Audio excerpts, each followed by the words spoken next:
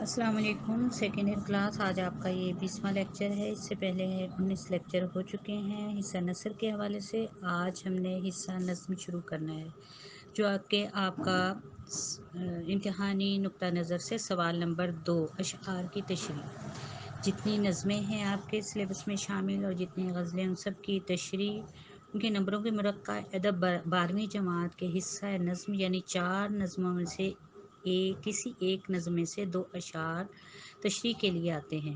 और सवाल जिस अंदाज में आएगा वो है कि सवाल नंबर 2 अलिफ, यानी 2 हिस्से होंगे सवाल नंबर 2 के। हिस्सा अलिफ में होगा दर्ज झेल अशार की तशरीह कीजिए, नज़्म का उन्वान और शायर का नाम भी तहरीर कीजिए। हिस्सा नज़्म में से एक आएगा अलिफ हिस्सा, ठीक है। फिर उसमें नंबरों की तकसीम जो है 1 जमा 1 जमा 8 इक्वल बराबर है 10 नंबर की। सवाल के कुल 10 नंबर हैं, जिनकी तकसीम अभी मैंने आप लोगों को बताई कि एक नज़म के उन्वान का नंबर है, एक शायर के नाम का नंबर है और 8 नंबर 2 अशार के तशरीह, यानी हर शेर की 4 नंबर की तशरीह होगी। अब इसमें हम देखते हैं कि सवाल को आपने हल कैसे करना है। सबसे पहले आपने नज़्म का उन्वान और शायर का नाम जो कि आपके निसाबी कुतब में दर्ज होगा उसके मुताबिक लिखना है। अपनी तरफ से ना कोई कमी करनी है उसमें, ना कोई बेशी, यानी बाज़ औक़ात बच्चे करते हैं कि नज़्म में अपनी तरफ से कोई इजाफ़ा कर देते हैं एक आध हर्फ का, जिसकी वजह से वो 1 नंबर पूरा आप लोगों का ज़ाया हो जाता है। इसी तरह से जो शायर का नाम निसाबी कुतब में दर्ज है आपके निसाब में, उसी हवाले से शायर का नाम आपने तहरीर करना है।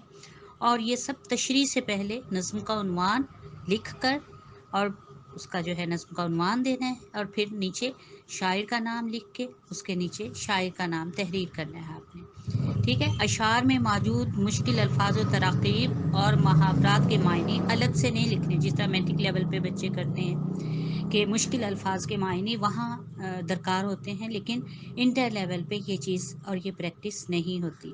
तशरीह से पहले 2 अशार का दुरुस्त मफ़हूम आम फहम और सादा ज़ुबान में तहरीर करें, लेकिन उसके लिए मफ़हूम की हेडलाइन या शह सुर्ख़ी मत दें। सिर्फ एक पैराग्राफ की सूरत में जो भी आप समझ रहे हैं कि ये शेर की तशरीह होगी, उसको एक पैराग्राफ की सूरत में मफ़हूम के हवाले से लिख लें, लेकिन उसको कोई जो है मफ़हूम के नाम से आपने कोई वहाँ पे सुर्ख़ी नहीं देनी। मफ़हूम के बाद पहले शेर नंबर 1 की तशरीह और फिर शेर नंबर 2 की अलग अलग तशरीह करनी है, क्योंकि इनके अलग अलग 4 नंबर है हर शेर की तशरीह की। नज़म के अशार में एक मुसलसल मज़मून होता है और अशार का आपस में ताल्लुक़ भी होता है। ये तो आप लोग मैट्रिक लेवल पे भी पढ़ चुके हैं, फर्स्ट ईयर में भी पढ़ चुके हैं। इसलिए तशरीह करते हुए भी मज़मून और तसलसल ख़याल का आप लोगों ने उसको मद्देनज़र रखना है।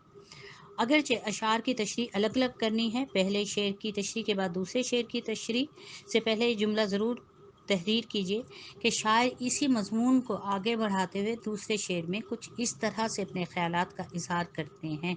आखिर में दोनों अशार की वजाहत 2-3 जुमलों में बयान कर दीजिए। अशार की तशरीह करते हुए अगर फिलफौर आपके जहन में कोई कुरानी आयात, अहादीस, तारीख़ी हवालाजात और अक़वाल, ज़रबुल अमसाल और कहावतें वग़ैरह बिल्कुल सही तौर पर याद हों तो ज़रूर लिखिए, लेकिन अशार की सेहत का लाजमी तौर पर ख्याल करें, क्योंकि गलत शेर लिखने से बेहतर है कि आप शेर ना लिखें। और इसी तरह से बाकी जो हवाले आपने देने हैं, चाहे वो कुरानी हवाले हैं, अहदीस के हवाले हैं, यानी हवाला जहात जो भी देने हैं वो आप बिल्कुल सही दें। ये ना हो कि आप उन हवालों को अपने अशार की तशरीह को बढ़ाने के लिए कि ज़्यादा हो जाएगी, तो उसके हवाले से आप गलत मलत जो भी है, जो आपके जहन में आ रहा है, गड़मट करके आप उसको लिख दें। ऐसा मत कीजिए, इसलिए कि इसका मुम्तहिन पर बिल्कुल भी अच्छा असर नहीं पड़ता। शेर के अल्फाज कम या ज़्यादा आगे पीछे करके ना लिखें, हर मिसरा एक सतर में लिखें, ठीक है। और गलत शेर लिखने से बेहतर है अभी जो मैंने बताया कि शेर लिखा ही ना जाए, क्योंकि इससे मुम्तहिन का मिजाज थोड़ा ख़राब हो जाता है, जिसका असर आपके मार्क्स पे पड़ता है। हवाले के तौर पर शेर लिखने से पहले जुमला लिखें, किसी शायर ने इसी बात को अपने शेर में कुछ इस अंदाज से बयान किया है या इस तरह बयान किया है, ठीक है। एक और बात, तशरीह इतनी हो कि बात की अच्छी तरह वजाहत हो जाए। तशरीह अगर ज़्यादा भी हो जाए तो कुछ ज़्यादा फ़र्क नहीं पड़ता है। अलबत्ता اپنے ٹائم کو، یعنی آپ نے جو پیپر 100 نمبر کا کرنا ہے اس میں ٹائم مینجمنٹ کا لازمی خیال رکھنا ہے. یہ نہیں کہ آپ اشعار کی تشریح کرتے ہوئے ہاف سے زیادہ، آدھے سے زیادہ اپنا ٹائم جو ہے اس میں اشعار کی تشریح میں لگا دیں. یہ ٹوٹل آپ کا 10 جمع 10 20 نمبر کا کویشچن ہے. ابھی 80 نمبر کا 20 نمبر کے آبجیکٹیو کے ہمراہ آپ کا سوال نمبر 2 ہوگا. پہلا نمبر جو ہے سوال معروضی طرز کا سوال نمبر 1 ہوگا. انہوں نے بہت سے اصناف میں تبازمائی کی، لیکن حمد و نعت جیسی پاکیزہ اصناف کی ایسی آبیاری کی کہ ان کا فن اور پاکیزہ جذبہ یکجا ہوتے نظر آتے ہیں. آپ کی حمد ایک پکے اور سچے مسلمان کی دلی آواز محسوس ہوتی ہے. ظفر علی خاں کے انداز بیان میں ندرت اور انوکھا پن بدرجہ اتم موجود ہے.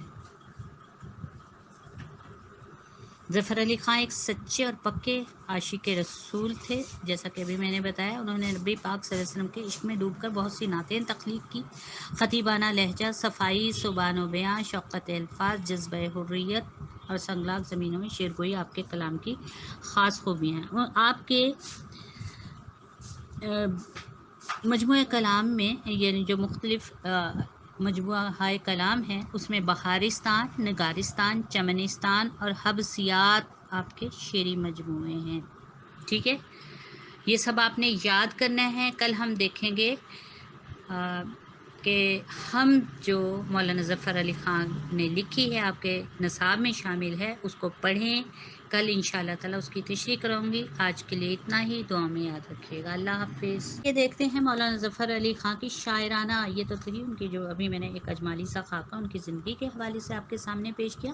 اب ہم دیکھتے ہیں کہ مولانا ظفر علی خان کی شاعرانہ خصوصیات کیا ہے. مولانا ظفر علی خان ایک نڈر، بے باک صحافی ہونے کے ساتھ ساتھ ایک فی البدیہہ گو، یعنی جو فی الفور کوئی بھی نظم کہہ سکے وہ کہہ سکتے تھے. مولانا ظفر علی خان بہت خوش طبع اور بذلہ سنج تھے. فی البدیہہ شعر کہنے میں انہیں خاص ملکہ حاصل تھا اور ایک ہی نشست میں کئی نظمیں لکھ ڈالتے تھے. مولانا ظفر علی خان زبان و بیان فن کے اعتبار سے ایک بلند پایہ شاعر تھے. یوں تو مولانا نے کئی اصناف شعری میں طب آزمائی کی، مگر ان کا حمدیہ اور نعتیہ کلام خاص طور پر قابل ذکر ہے. ان کی حمد میں راسخ عقیدہ، انسان کے دل سے نکلی ہوئی صدائیں محسوس ہوتی ہیں، جن کے مضامین میں وسعت اور انداز بیان میں ندرت ہے. بے ساختہ پن ان کے کلام کی خاص خوبی ہے، اور یہ خوبی ان کے ہاں حمد میں بھی بدرجہ اتم موجود ہے. مولانا ظفر علی خان کو رسول صلی اللہ علیہ وسلم سے خاص عقیدت اور محبت تھی. مولانا نے نبی کریم صلی اللہ علیہ وسلم کی مدح میں بھی کئی نعتیں لکھی. ان کا نعتیہ کلام عشق رسول صلی اللہ علیہ وسلم کے جذبے کی پاکیزگی اور خلوص و احترام سے بھرپور ہے.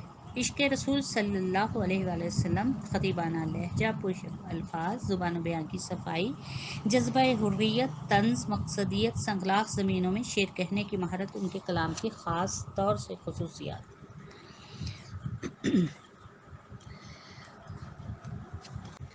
ہاں جی، تو آپ لوگوں کو بتاتے چلوں مولانا ظفر علی خان کے حوالے سے. مولانا ظفر علی خان 1873 میں میرٹھ، ضلع سیالکوٹ میں پیدا ہوئے. والد گرامی مولوی سراج الدین احمد اخبار زمیندار ہفتہ وار نکالتے تھے. زمیندار کرم آباد تحصیل وزیر آباد سے نکلتا تھا. مولانا ظفر علی خان نے ابتدائی تعلیم وزیر آباد، میٹرک پٹیالہ اور FA علی گڑھ سے پاس کیا. پھر اپنی ملازمت کا آغاز محکمہ ڈاک، ریاست جموں کشمیر سے کیا. بعد ازاں ملازمت سے کنارہ کش ہو کر علی گڑھ کالج سے گریجویشن کیا، یعنی BA کر لیا. کچھ عرصہ حیدرآباد میں ملازمت کرتے رہے، مگر اچانک والد کے انتقال کے بعد لاہور آ گئے. یعنی والد کے اچانک انتقال کے بعد لاہور آ گئے. مولانا ظفر علی خان نے زمیندار نامی جو ہفتہ وار اخبار نکلتا تھا کو روز نامہ بنا کر لاہور سے شائع کرنا شروع کر دیا. یعنی جو ان کے والد گرامی نے ہفتہ وار زمیندار رسالہ نکالتے تھے، اس کو انہوں نے لاہور آ کر روزانہ کی بنیاد پر روز نامہ بنا کر لاہور سے اس کی اشاعت شروع کروا دی. انہوں نے اردو صحافت اور ملکی سیاست میں بڑھ چڑھ کر حصہ لیا. مولانا ظفر علی خان نے جو ہے ایک مخلص اور سچے ہمدرد کی طرح مسلمان قوم کی رہنمائی کی، اور اس میں آزادی حاصل کرنے کی تڑپ، لگن اور جستجو پیدا کی. आइए हम देखते हैं कि मौलाना ज़फ़र अली ख़ां की आपके सिलेबस में जो शामिल है हम्द, इसमें सवाल नंबर 2 आप लोगों को भी मैंने बताया कि अशार की तशरीह के हवाले से सवाल नंबर 2 का, इससे पहले आप लोगों को जो मैं लेक्चर दे चुकी हूँ वो सवाल नंबर 5 के हवाले से था और उसके 5 नंबर थे। इस सवाल के आपके 10 नंबर हैं और 10 नंबर ही इसी में से जो आपके शायर हजरात होंगे उनके हालात ज़िंदगी और उसलूब के होंगे और वो आप लोगों का जो है अटेम्प्ट अलग से करना होगा। इसमें होगा ये कि आपको साथ साथ मैं जो शायर के हालात ज़िंदगी हैं वो भी बताती चलूँगी। अब आज के जो नज़्म लेक्चर में जो हम नज़्म डिस्कस करेंगे हैं वो है हम आप लोगों को सबको पता ही है कि ऐसी नज़्म जिसमें अल्लाह ताला की तारीफ़ बयान की जाए, ऐसे नज़्म को हम हम्द या हम्दिया कलाम कहते हैं। ठीक, अंडरस्टैंड, समझ आ गया यहाँ तक? अब ये हम लिखी किसने है, जो हमने अभी मैंने जो आपको बताया है कि पहले आपने लिखना है शायर का नाम, फिर जो है नज़्म का नाम, चाहे नज़्म का नाम पहले लिख दें या शायर का, ये आपकी अपनी याददाश्त और अपनी स्वाबदीद पे मुनहसर है। ठीक है, ये 2 नंबर आपके पक्के हो गए जब आपने लिख लिया बिल्कुल सही। फिर उसके बाद आप तशरीह की तरफ आएंगे।